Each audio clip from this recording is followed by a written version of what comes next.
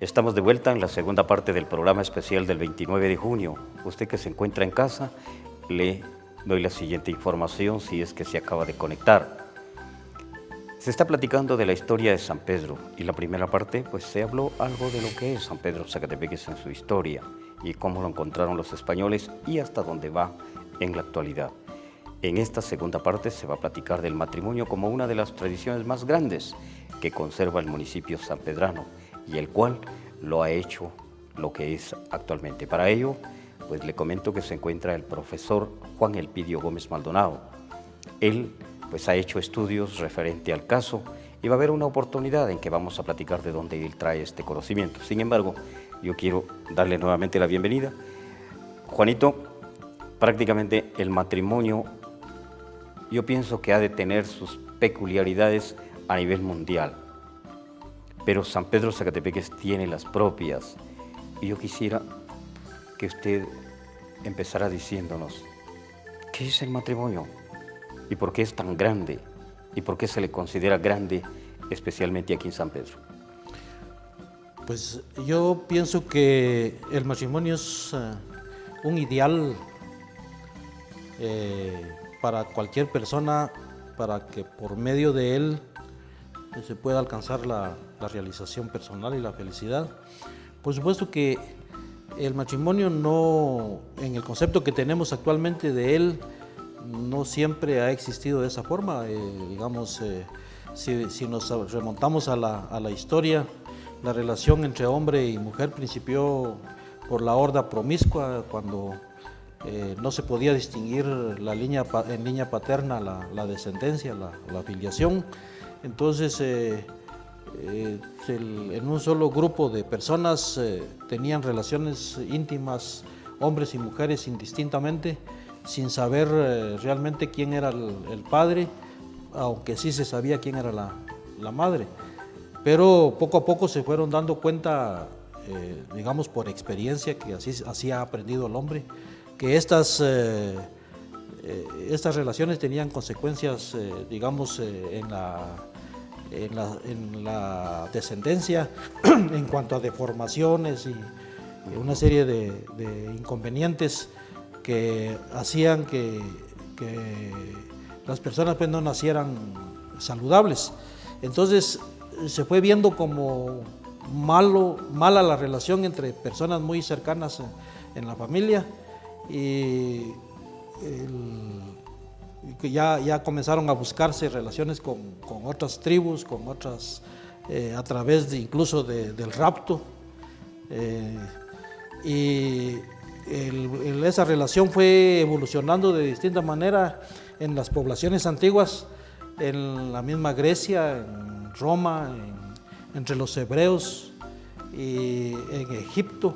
Y mencionamos Egipto aquí porque tiene muchas características del matrimonio sanpedrano, también ocurrieron dentro de esas tradiciones del matrimonio egipcio. Sería demasiado largo contar cómo era el matrimonio entre los romanos, cómo era entre los egipcios, entre los hebreos y los griegos. Pero al final de cuentas a nosotros nos llegó aquí una mezcla de todo. Digamos que los romanos conquistaron Egipto. A través de esa conquista también absorbieron parte de sus costumbres y de la manera de pensar de los griegos, y a través de la conquista llevaron esos bienes culturales hasta el pueblo hebreo, al pueblo egipcio, y se hizo una mezcla de pensamientos, de ideas. Incluso en el pueblo hebreo, nosotros sabemos, en el Antiguo Testamento nos cuenta de varias relaciones entre los personajes bíblicos, en donde la poligamia era manifiesta, ¿verdad? Digamos, Jesús plantea las cosas de diferente manera. Ya en el cristianismo ya se piensa en la monogamia, en un hombre para una sola mujer y una mujer para un solo hombre. O sea, la exclusividad sexual, y la idea del matrimonio va evolucionando de esta manera a través de las conquistas. Los mismos romanos llevan a través de la religión también, porque los romanos se convirtieron al cristianismo en el siglo IV con Constantino, y también absorbieron esa manera de pensar del cristianismo y lo trasladaron de esa manera a la península ibérica.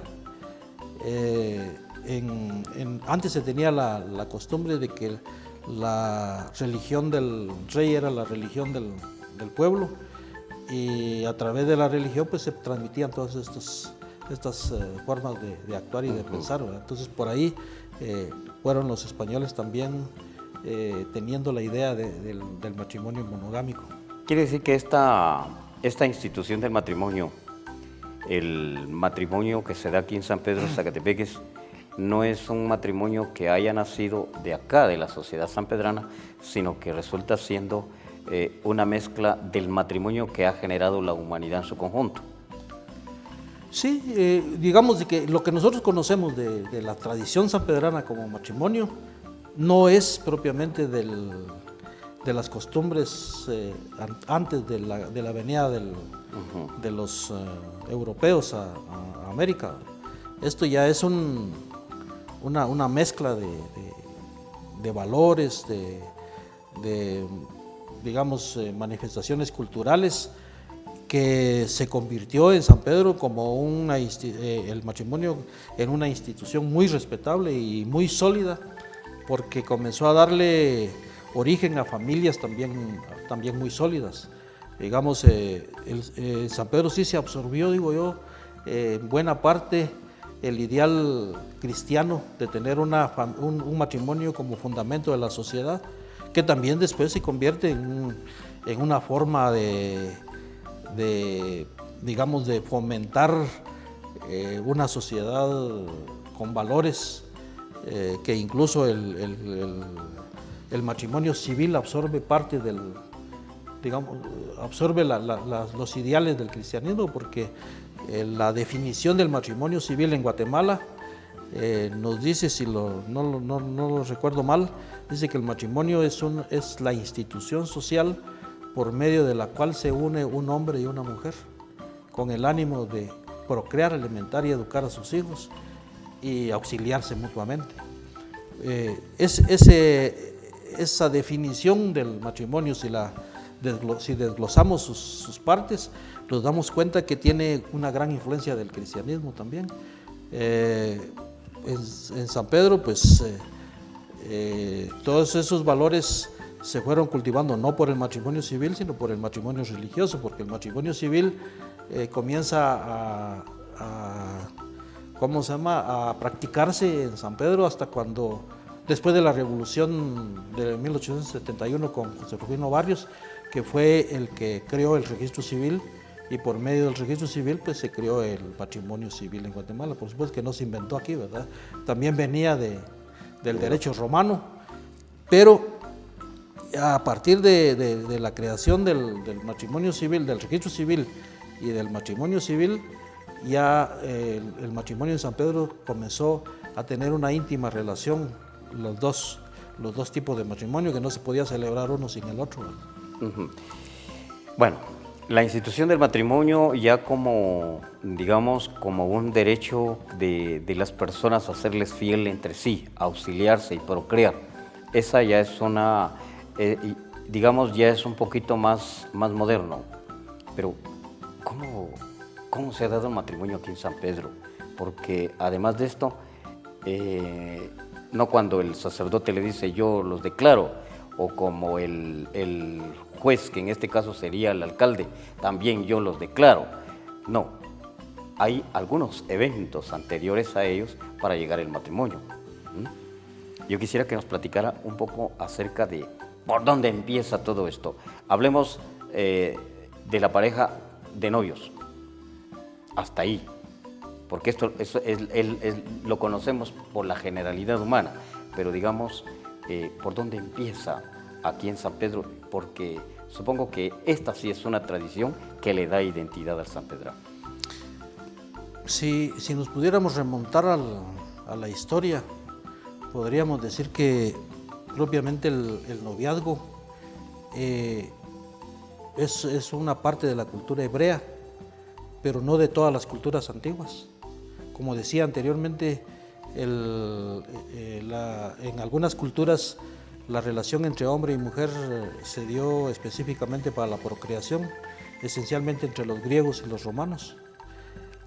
No así entre los egipcios, que entre los egipcios ya se sentía un poquito el surgimiento del romanticismo, el enamoramiento físico y el amor en todo caso, ¿verdad? Mientras que entre el pueblo hebreo, digamos ya en la Biblia ya se habla del noviazgo. Incluso la figura típica del matrimonio es Cristo, el novio, ¿verdad? Y la iglesia, la novia. Y el matrimonio entre el pueblo hebreo y el pueblo de Israel, el pueblo escogido, y Dios. E incluso en la misma Biblia se toma como, digamos, una comparación, el hecho de que en el amor se vive hasta la traición, se vive la infidelidad, y todo esto se le pone como ejemplo en la Biblia la infidelidad del pueblo de Israel para con Dios. De la misma manera, es un tema paralelo en la infidelidad al matrimonio. Por eso es que algunos dicen que eso es lo que justifica la poligamia, porque, por ejemplo, en los pueblos donde practicaban la poligamia, podían tener varias esposas mientras las pudieran mantener. Y eso evitaba la infidelidad y evitaba los conflictos sentimentales. Pero, digamos, ya propiamente como relación hombre-mujer, con fidelidad y todas las características que nosotros conocemos del matrimonio perfecto, se fue transmitiendo a través del tiempo, de los siglos, y en San Pedro tuvo un desarrollo muy, muy especial, porque al principio no hubo un enamoramiento hombre-mujer, digamos, con una etapa digamos, de platicarlo y de comunicación, sino que bastaba con que el hombre se enamorara de la señorita, y él le avisaba entonces a su familia, a sus padres, para que le comunicaran a la familia de la señorita de que había ya un pretendiente para la hija. Sin haber platicado con ella. Pues según las historias que cuentan los ancianos, no había pues una plática previa, pues un noviazgo. Antes lo sabían los suegros entonces que uno estaba enamorado. Pues ese era el procedimiento que se utilizaba, ¿verdad? Digamos, el varón se enamoraba y le avisaba a sus papás, llegaba la familia del varón a la casa de la señorita, y prácticamente avisarles de que su hijo estaba enamorado y interesado en casarse. Bueno. Ese era el primer paso que se daba, el enamoramiento, pero no había contacto todavía físico. Seguidamente. Después los futuros suegros recibían a la comitiva, porque llegaba una comitiva a lo que le llamaban la avisada. Ajá, era la avisada. Un acto de los papás del novio, del pretendiente, porque no era ni novio. Sí, y era más que todo un acto protocolario, porque como que ya se sabían los pasos que se iban a dar. No.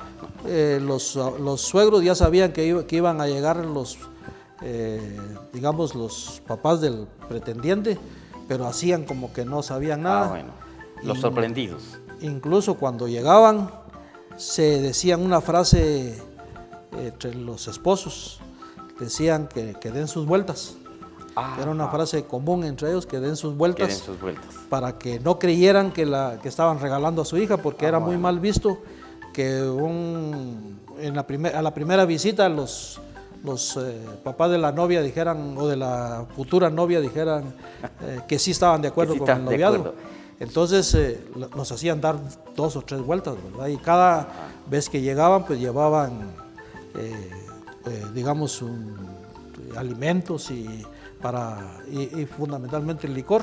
Pero, para suavizar las relaciones. Bueno, sí, para ponerla amena, ¿verdad? Exacto.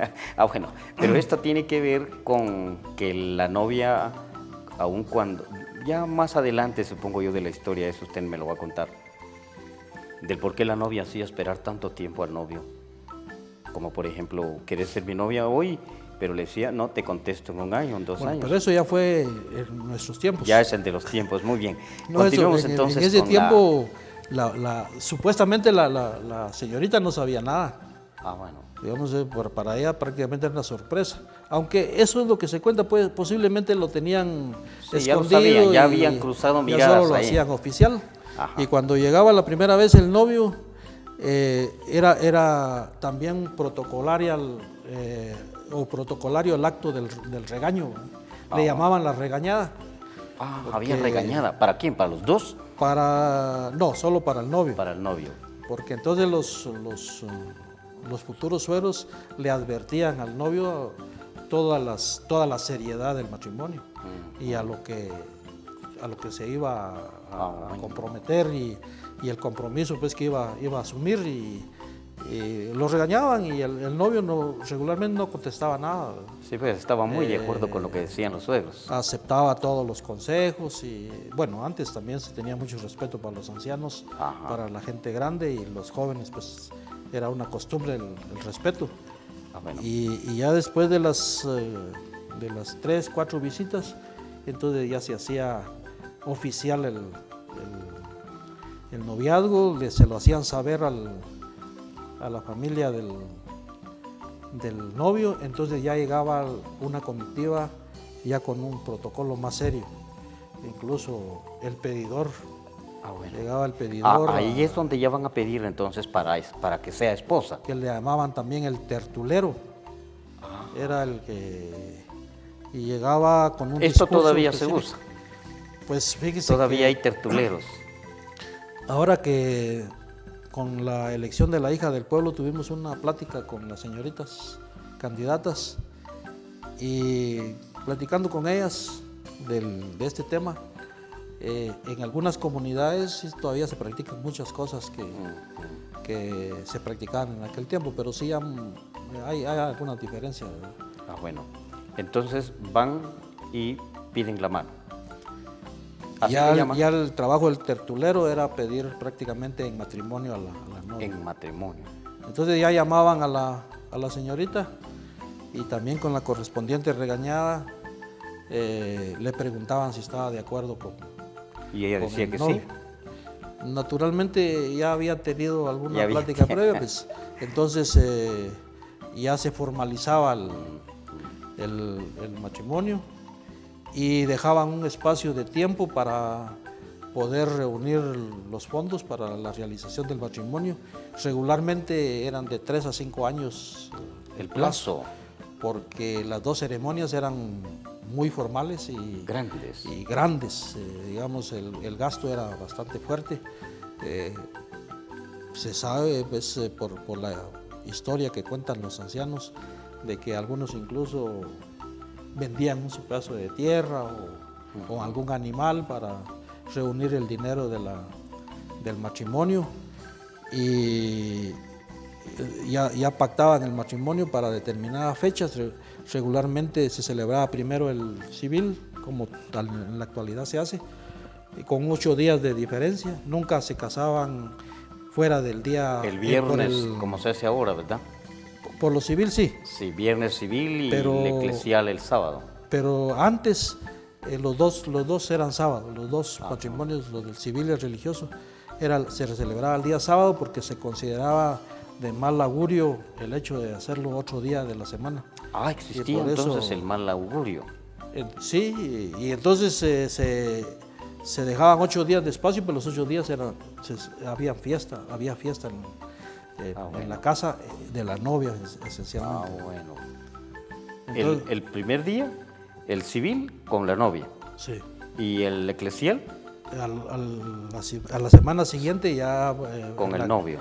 ya digamos, los gastos los compartían, digamos, los gastos del civil lo asumía prácticamente la familia de la novia y los gastos del matrimonio religioso lo asumía el novio, ¿verdad?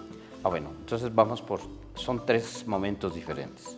Por un lado, la regañada, que tiene que ir, no, es la avisada. Sí. Después la regañada, después la pedida. Después y por último, el matrimonio. Después de la pedida, entonces ya tenía el novio también derecho a llegar a la casa de la novia. Bueno. Pero la novia no podía llegar a la casa del novio. Y solo podía llegar de día, nunca de noche. Y de una vez les advertían que estaban prohibidas las caricias. O sea que no había muchas madres solteras, ¿verdad? No había. Bueno, yo había oído un término por ahí, de repente tiene que ver mucho con las anteriores. ¿A qué le llamaban arrancada? Cuando ya se celebraba el matrimonio, se fijaba la fecha y llegaba el momento de la celebración del matrimonio, los padrinos, que eran nombrados también entre personas honorables, regularmente buscaban gente que pudiera servirle al nuevo matrimonio de buen ejemplo, con buen testimonio, de matrimonios sólidos. Eran los padrinos. No era una cuestión protocolaria nada más, sino de mucho compromiso. Los padrinos tenían que no solo dar ejemplos, sino dar consejos y compartir con el matrimonio.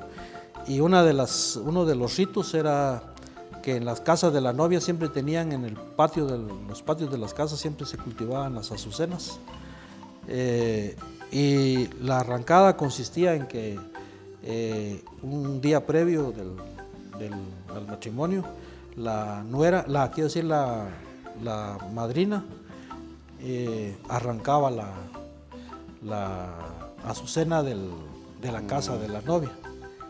Y entonces, ¿por qué azucena? Porque es símbolo de pureza, por la blancura y por el olor. Por el aroma, ¿verdad? Entonces, esencialmente era símbolo de la virginidad. Ajá. Porque sí se apreciaba mucho la virginidad, era esencial, requisito para un casamiento de esta naturaleza. Digamos, para hacer todo este proceso era esencial que la novia fuera virgen, porque si no daba consecuencias después, digamos, incluso cuando descubrían que no era así, entonces hasta se desarmaban los matrimonios y hasta tenía derecho el novio de pedir los gastos que había ocasionado el matrimonio. Bien, están los padrinos, están los novios, va el casamiento. ¿Cuál es la parte central entonces del matrimonio? Pues con todo este procedimiento que se utilizaba, yo pienso que lo central de todo era que era una institución establecida ya con sus propias reglas, a las que los contrayentes se sometían.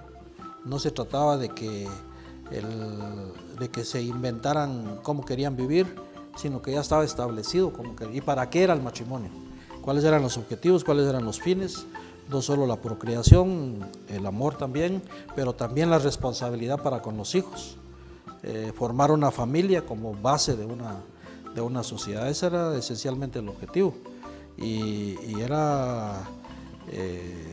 si se pudieran contar todos los detallitos que tenía todo el procedimiento del matrimonio en cuanto a costumbres, hay muchos simbolismos muy bonitos digamos, el uso de la guirnalda. ¿Cuál es la guirnalda? ¿Es la coronita que se ponen en la cabeza? Sí, y que era símbolo también de realeza,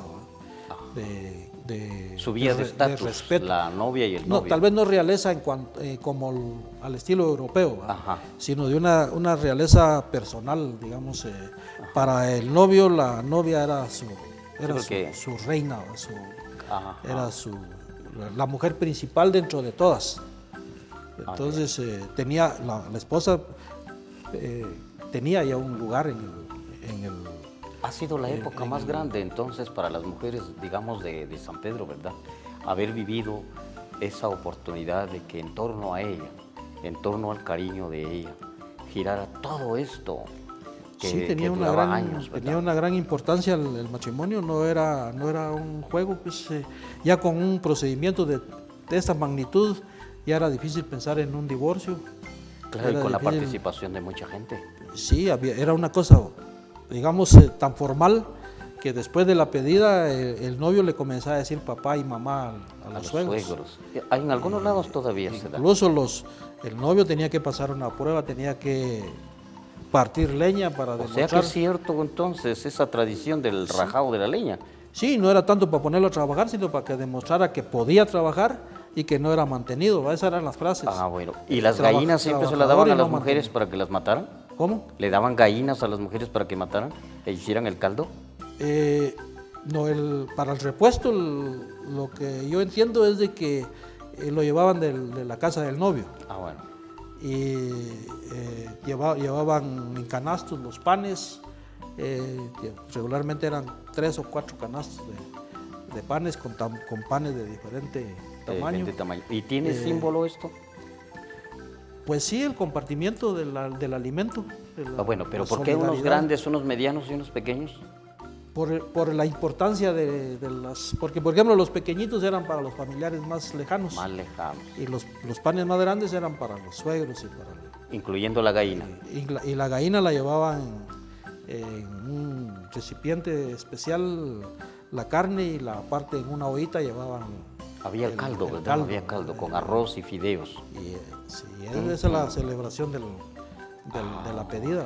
Digamos, todos estos elementos hacían que el que se quería casar lo pensara dos veces. Lo pensara bien, porque en primer lugar era un compromiso serio y en segundo era muy público. Digamos, no era cosa de que como nadie se da cuenta, pues deshagamos este trato y aquí se acabó la cosa, ¿verdad? Sino que era ya un acontecimiento social prácticamente. Claro, sí, es una institución muy Incluso grande. cuando ya en el momento del matrimonio, se celebraba el matrimonio en la casa, el religioso en la casa de la novia, después en la casa del novio, la encaminada era otro acontecimiento grande, ¿verdad? Porque llegaban los invitados principales y hacían un desfile, una procesión para llevar a la novia. Después se llevaban a la novia a la iglesia y de la iglesia a la casa del novio, y ya en la casa del novio se celebraba la fiesta todo el día, desde la mañana hasta el atardecer. Los principales, los invitados tenían derecho a bailar todo el día, con el derecho a su almuerzo y pues todo lo que compartían los familiares del novio. Ya al atardecer, entonces los invitados se iban despidiendo y ya se quedaban bailando solo los dueños de la casa, ¿verdad? Como sucede todavía ahí entraba actualmente, el famoso son, bailar llorando, ¿verdad? Ya se hacían otro tipo de ceremonias. El papá de la novia entregaba ya a la novia, y con la entrega a la novia entregaba como le decían, la cómoda. La cómoda. La cómoda es como lo que se come, como el ropero o el cofre, ¿verdad? Sí, y la llave. Y la entrega de la llave también era bien simbólica, porque era el símbolo del poder que le daban al yerno sobre la hija. Tal vez aquí podría haber alguna crítica al respecto, pero estamos hablando de hace algún tiempo.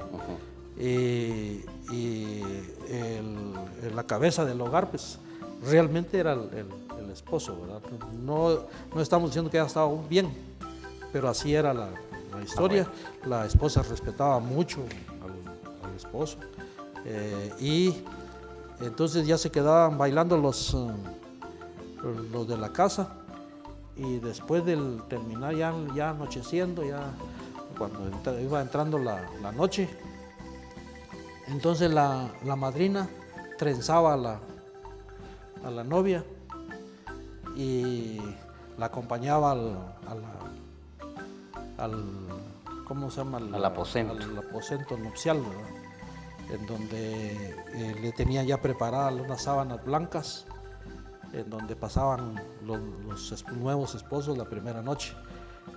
Al siguiente día ya ya llegaba la madrina a comprobar si había sido virgen la novia en la primera noche, y entonces si había sido así, entonces adornaban una ollita nueva y la ponían en la ventana y le llamaban, entonces ya eso era símbolo para los vecinos de que había tornaboda, la celebración de que había llegado una mujer virgen al matrimonio, y se celebraba todo el día posterior también con otra fiesta.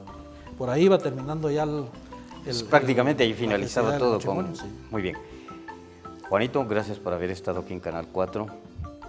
Tiene usted sus 30 segundos si es de que nos quedó algo por ahí, o de repente el mensaje último. Bueno, yo creo que hablar de esto es demasiado extenso y siempre quedan dudas, y posiblemente alguien podrá pensar que no se abarcó todo, no se dijo todo, pero por cuestión de tiempo pues tratamos de hacer una síntesis esencialmente en lo que es la historia de San Pedro, pero esperamos contribuir con algo por escrito para que los sanpedranos puedan tener una fuente de información comprobada con datos, con fuentes fidedignas, y esperamos pues seguir contribuyendo para que las nuevas generaciones sepan que viven en un pueblo de mucha cultura y de muchos valores que desafortunadamente están en crisis, pero que valdría la pena hacer el esfuerzo por recobrarlos. Bien, ustedes han escuchado el mensaje último, han escuchado la historia, la tradición, del cual pues creo yo que los sanpedranos se han de sentir al 100% orgullosos. Y claro, Canal 4 de Televisión le llevó a usted esta información de este 29 de junio para que usted que está en casa se sienta bien. Usted viene de un matrimonio que indudablemente sus papás, dependiendo cómo lo hayan hecho, pero aquí en San Pedro hay matrimonios hasta de 60, 70 años. Es un orgullo grande porque hay una tradición grande.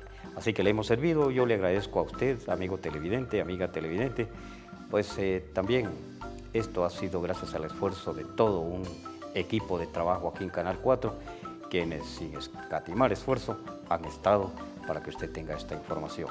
Nuestra labor, formar, informar y entretener. Ojalá lo hayamos criado en usted. Muchísimas gracias y con permiso.